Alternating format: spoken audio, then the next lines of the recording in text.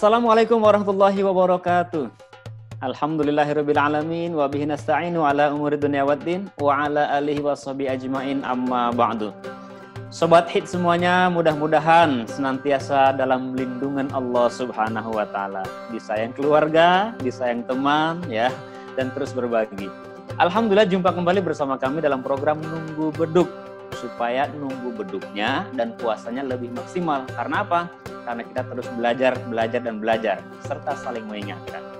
Alhamdulillah hari ini kita juga akan mendengarkan pertanyaan dari sahabat kita semuanya, Sobat Hits. Apa sih pertanyaannya dan apa kira-kira hikmah manfaatnya untuk kita semuanya? Yuk kita dengarkan dan kita simak sama-sama ya. Bismillahirrahmanirrahim. Assalamualaikum Pak Ustadz. Pak Ustadz, aku kan punya anak umurnya 8 sama 9 tahun. Nah, dari mereka kelas 1 SD, aku udah ngajarin mereka untuk berpuasa. Yang mau aku tanyain, sebenarnya umur berapa sih anak-anak itu yang bisa diperbolehkan untuk memulai puasa, Pak Ustadz? Terima kasih. Assalamualaikum. Alhamdulillah, terima kasih ya. Ini sepertinya Ibu baru punya anak ya, baru kecil. Kalau kita kadang-kadang suka dibilang Mahmud ya, Mamah muda. Ada juga Papa muda ya. Ini memang yang terjadi di geliat orang tua muda sekarang. Semangatnya luar biasa, alhamdulillah. Karena ingin juga jangan sampai kita sebagai orang tua terkena beban dosa ketika misalkan anaknya tidak berpuasa. Padahal misalkan dari sudut pandang agama harus sudah berpuasa. Atau terlalu egois dan kejam mungkin sebagai orang tua. Anak yang masih merah disuruh berpuasa. Nah, seperti apa? Kita akan sama-sama coba lihat ya. Sesungguhnya terkena wajibnya berpuasa itu kan kepada seorang muslim tentunya. Kemudian berakal, kemudian apalagi baligh. Nah, kalau kita lihat takaran usia sebenarnya tidak dari Imam 4 yaitu ya, Madhahibil Arba'ah, tidak ada yang spesifik menyebutkan usia berapa seorang anak terkena kewajiban berpuasa. Tidak ada yang menyebutkan batasan secara angka. Tapi disebutkan bahwa tanda-tanda baligh seorang laki-laki adalah ketika dia sudah pernah mengalami mimpi basah. Nah, maka sejak saat itu dia sudah dianggap baligh dan punya kewajiban atau terkena kewajiban untuk menjalankan ibadah puasa. Kalau buat perempuan, apa tandanya? Tandanya kalau buat yang perempuan adalah hadirnya menstruasi atau haid. Dengan datangnya haid, maka si anak perempuan ini, dia sudah dianggap baligh, sudah masuk fase dewasa, maka dia terkena kewajiban untuk melaksanakan ibadah berpuasa yang sama-sama diwajibkan kepada setiap muslim dan muslim.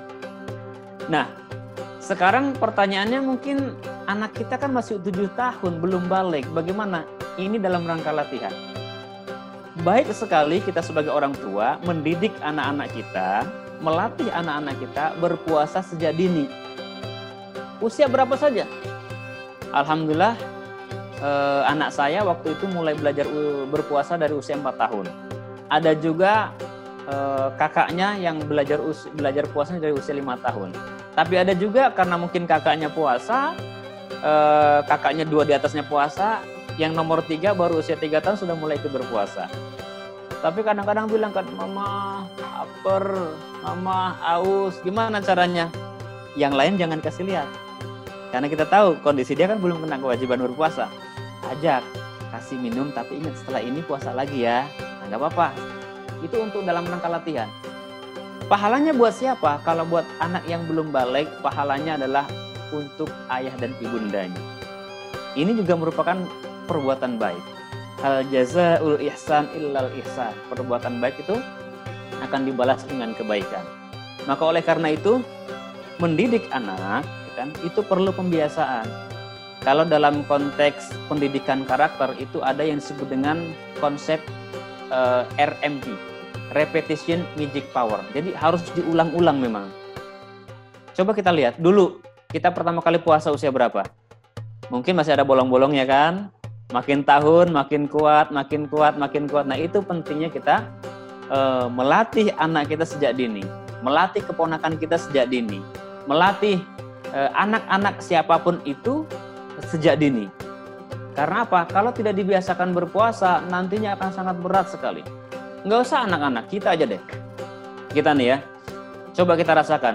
Puasa hari pertama, hari kedua, awalnya berat kan, hari pertama berat. Hari kedua mulai turun agak lebih ringan. Hari ketiga makin ringan, hari keempat makin ringan. Makin lama kan makin ringan tuh. Makin ringan, tapi coba sekali aja kita batal puasa.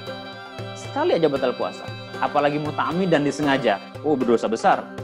Kita batal puasa, besoknya kita untuk berpuasa lagi berat nggak? Nah, habit, pembiasaan itu perlu buat anak-anak kita, sejak dini dilatihnya. Termasuk juga mungkin kalau kita lihat pengalaman sahur. Pertama kita bangun sahur, itu taruhlah jam 3 atau setengah 4, rasanya gimana? Oh, mata rasanya berat. Susah diajak melek, ya kan? Nah, apa yang terjadi setelah itu kondisinya? Kita paksakan, kita paksakan, kita paksakan. Lambat laun semakin mudah, semakin mudah, semakin mudah. Kita nggak alarm, sudah bisa bangun. Nggak perlu dibangunkan, sudah bangun dengan sendirinya. Begitu juga dengan berpuasa. Ya, kesimpulannya, kalau dalam pandangan fikih, tidak ada dijelaskan secara usia berapa anak wajib berpuasa. Tandanya lah, tanda sudah masuk baligh atau belum. Yang perempuan tadi ditandai dengan haid, kalau yang laki-laki ditandai dengan mimpi basah. Kalau sudah masuk fase itu, berarti sudah masuk kewajiban kita, kewajiban si anak tersebut menjalani ibadah puasa. Tapi kalau belum, kita latih kebaikannya, pahalanya untuk ayah dan ibundanya. Karena apa? Jangan pernah kita bermimpi untuk mendapatkan anak-anak yang soleh dan soleha kalau kita nggak pernah mencontohkan sebagai ayah dan ibu yang soleh dan soleha. Caranya bagaimana?